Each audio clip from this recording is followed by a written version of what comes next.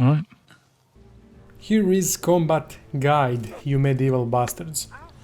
This will be a comprehensive video. I'm gonna cover everything that I feel is important, and there's going to be lots of stuff.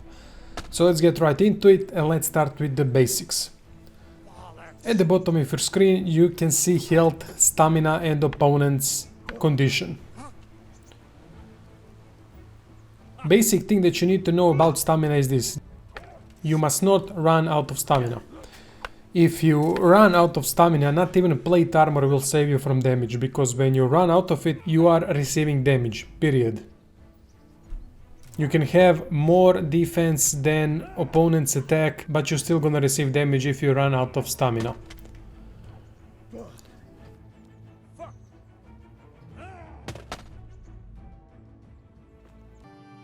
Every weapon and armor have 3 stats: slashing attack, stabbing attack, blunt attack versus slashing defense, stabbing defense, blunt defense. There are 2 moves in the game: slashing with your left mouse button or the corresponding button on the consoles, and stabbing with the right mouse button. I tried finding damage calculations and how it actually works, the inner mechanics of it all, but I haven't found anything really that would explain the system. This is my understanding how it works, and if I'm wrong, please correct me in comments. Anyway, when you do left mouse button attack, that is the slashing attack, the damage is calculated versus the armor that you're striking. So this means this: if you're striking a body part that's got combined number of slash defense higher than your slash attack, you're not gonna do any damage, except stamina damage if you hit an opponent.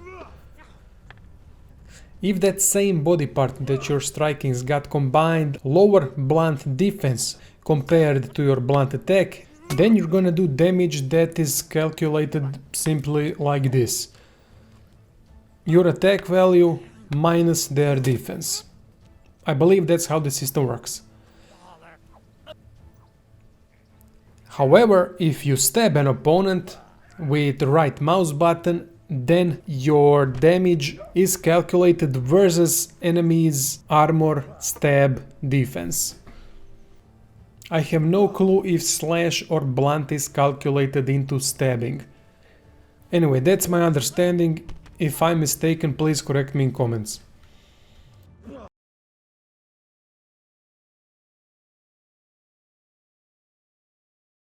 In general, what this means is this: if you're wearing a lighter armor, you're gonna have weak stab and slash defense. If you're wearing harder armor, heavier armor, you're gonna have high stab and slash defense, but your blunt defense will be low. Also, heavier armor restricts your movement. It's much tougher to evade a blow with heavier armor. When wearing lighter armor, your stamina will be less used when moving about, and you'll be faster as well. There are plenty of perks in the game also that will improve your tankier style or improve your lighter style. For example, better evading or better blocking. While we're at blocking, let's cover now shield and weapon versus only having a weapon. Obviously there are also two-handed weapons in the game where you cannot wear a shield. But right now I want to talk about the benefits of the shield. When you have shield equipped, you're not gonna lose weapon durability when blocking. If you block with a weapon, your weapon will dull. That means it's gonna lose durability and it's gonna do less damage. Most of the weapons are bad at defense, so it's never recommended to block with these weapons. It's always better to try to block with a shield. Swords are especially prone to dulling when blocking.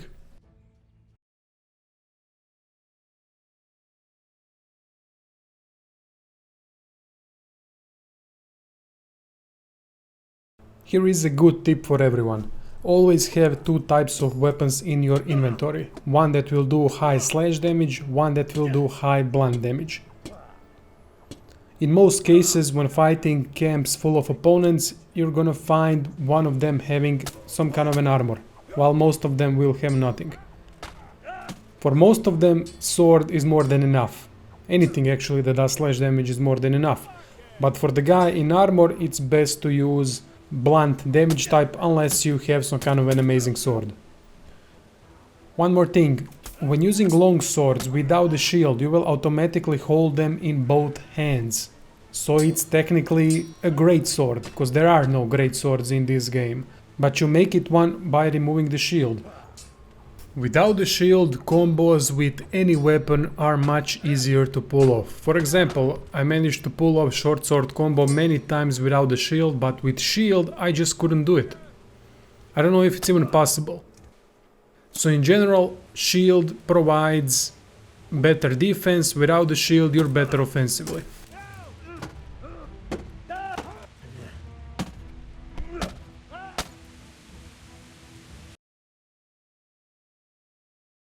Evading dodging is a simple mechanic relatively, and it's easier to pull off when you don't have a shield, as said before. Simply move, that means press left, right or backwards when enemy starts his attack animation.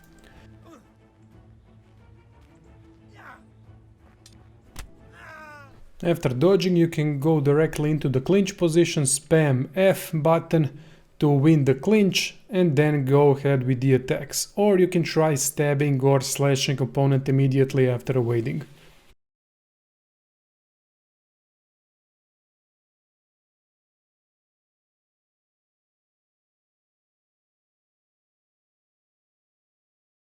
Clinching is done by directly moving into your opponent and then spamming F to win the duel.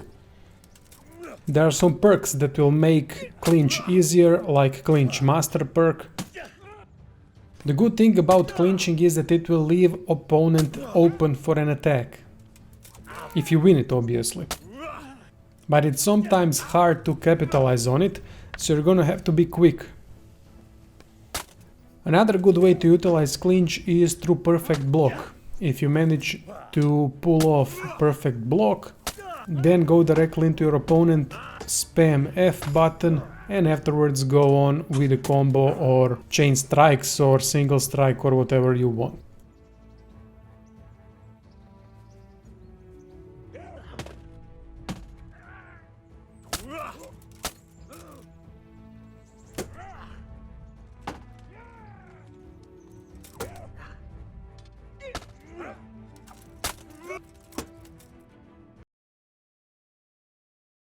Perfect block is one of the most important mechanics in the game.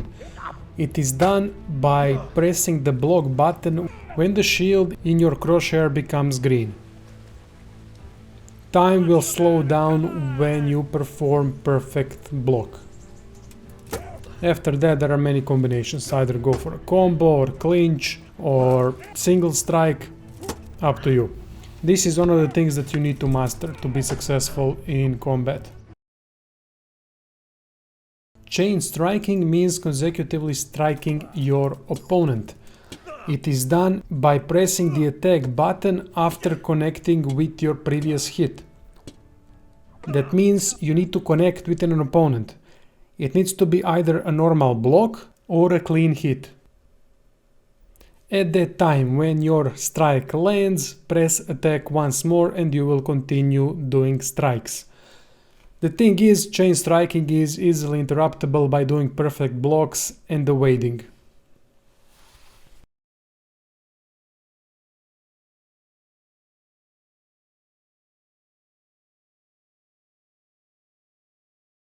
Feint is the most useful offensive tool that you have. It's great at deceiving the enemy from what angle you're gonna strike. So feint is performed like this. Position your sword in any direction and then hold attack button. Then switch to another position and release the attack button. That way you're gonna switch an angle of your attack. This is a great way to deceive an opponent because the opponent will usually match your initial position of the sword and you're gonna feint them by releasing your attack from completely another direction. Feints are also a great way to start combo with.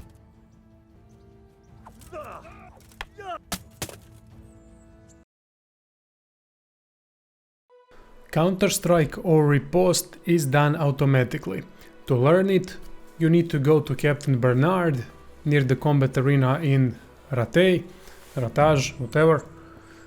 Talk to the bastard and tell him to teach you master strikes. Beat him with the weapon of your choice and he's gonna teach you riposte for that particular weapon. Riposte is done same way as perfect block, the only thing is that you need to do it as soon as that green shield appears in your crosshair. That means at the very beginning, as soon as it pops up. Otherwise you're gonna miss an opportunity. You can practice this whenever you want, get back to Bernard and he will again go through the routine after you beat him.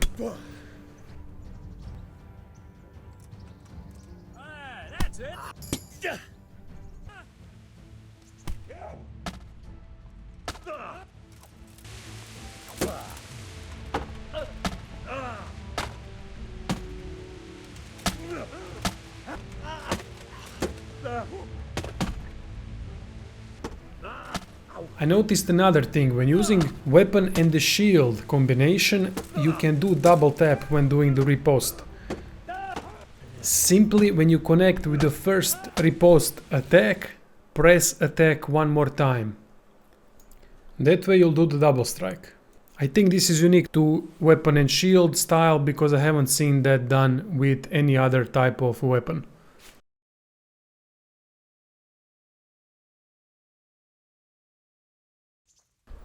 Combos are moves that end with you hitting your opponent. Opponent cannot defend from the last strike in combo.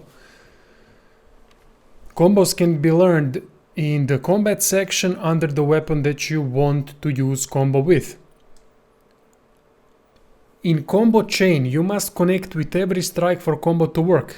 So that means your opponent must not interrupt you in any way with stab or with perfect block or evade one of the strikes. That's why I would really suggest that you stick only with 3-hit combos. You don't need 4-hit combos. Or first at least practice 3-hit combos, then switch later to 4-hit combos if you want. But as I said, a skilled opponent will interrupt you all the time. That's why combos are best done after a feint attack or after winning a clinch battle. So how to actually pull off a combo? Well, first you gotta learn it. That's the most important thing. Go to combat section and learn the combo that you want for a particular weapon. You can also learn one combo from Captain Bernard. Talk to him and he will teach you one sword combo. The easiest way that I do combos is like this. Start the first attack and then immediately switch the position to the next strike in combo chain. And then when the attack connects, press attack once more to do the chain strike. As soon as your guy starts swinging the second attack, you switch position to the final hit. And then press attack one more time when the second hit connects. It needs a bit of practice, but the easiest ones are the ones that have stab implemented into the combo chain. They seem to be the easiest to pull off because they are the fastest as well, and you don't need to switch positions.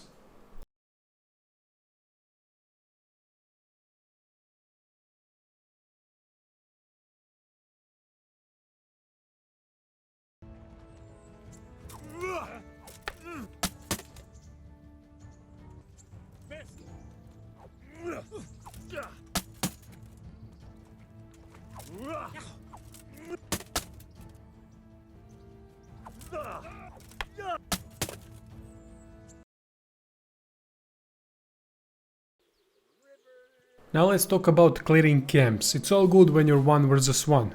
but when you're clearing camps there are plenty of opponents that you need to take care of. There are a couple of ways to do it. The first one that you see is stealthy way. There's always gonna be a straggler, or even attack them when they're sleeping at night and then just kill them in their sleep. When you kill one of them, the others will probably get up and you'll have to fight them, but that's alright. Before they can even know what the hell's going on, you're gonna kill most of them. Specifically target archers as soon as you can in the camp. They are the easiest to bring down. You simply run to them and smack them with a weapon a couple of times and they are done. Then continue finishing off opponents that are wearing the lightest types of armor. Leave the leader last, because he's going to be the biggest issue. Usually they are more armor than the rest of them. You'll get what for.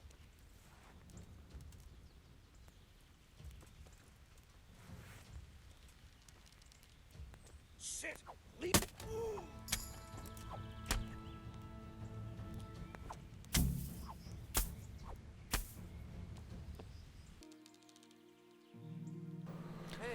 You can also use bow and try to deal damage from afar.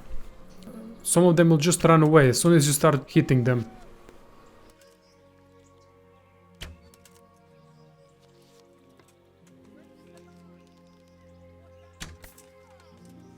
Over here! Where is everyone?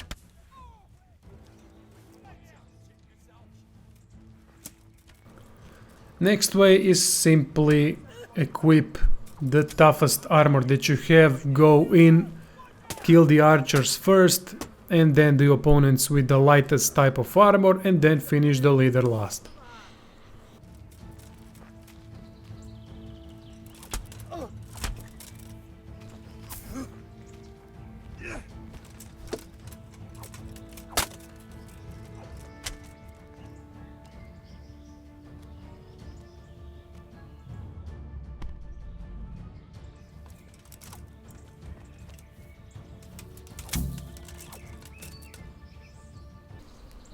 Also, there's another thing you can do for more stealthier approach. You can poison their wine in the camp. That is very useful to do, but I haven't done it yet, so I don't know what the effects are, if everyone will die from it or just one person, I'm not sure. But there's that option too if you want to. This is it. Video done. Last tip. And maybe the most important tip that I can give you is go to Bernard and practice, practice, practice. It's fun to battle him, at least to me it's really fun, because he's the most skilled opponent that I've encountered in the game yet. Simply by practicing with him, you're gonna have a lot of boosts towards your combat skills. Be it with axe, mace, swords, whatever you're using at that time. Next to that, strength, agility, vitality, everything will be boosted as well by simply practicing with that bastard over there. That is by far the best way to level up combat focused skills and stats. Plus you're gonna learn a lot on combat mechanics. Finally, god damn it, video done. This video took a very long time to do, so I'm hoping it's gonna be helpful. Thank you for watching and see you soon.